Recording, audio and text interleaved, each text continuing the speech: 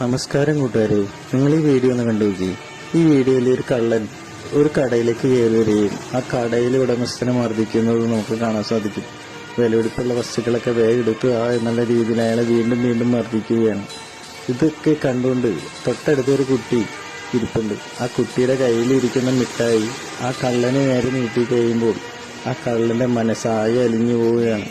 മാത്രമല്ല, അയാൾ ആ കടയിൽ നിന്ന് എടുത്ത എല്ലാ സാധനങ്ങളും തിരിച്ച് ആ ഉടമസ്ഥനെ ഏൽപ്പിക്കുന്നത് നമുക്ക് കാണാം. ഒരു ചെറിയ മോളുടെ ആ സ്നേഹത്തിന്റെ മുന്നിൽ ആ കള്ളൻ കീഴടങ്ങി എന്നുള്ളതാണ് ഈ വീഡിയോയിൽ നമുക്ക് കാണാൻ സാധിക്കുന്നത്.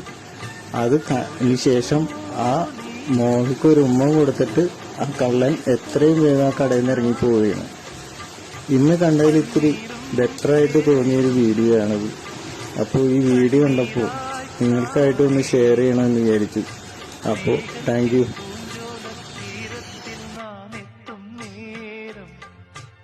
നമസ്കാരം കൂട്ടുകാരെ, നിങ്ങൾ ഈ വീഡിയോ ഒന്ന് കണ്ടുനോക്കി.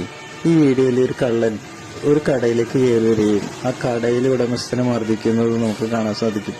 വിലപിടിപ്പുള്ള വസ്തുക്കളൊക്കെ വേഗം എടുക്കുക എന്നുള്ള രീതിയിൽ അയാളെ വീണ്ടും വീണ്ടും മർദ്ദിക്കുകയാണ്.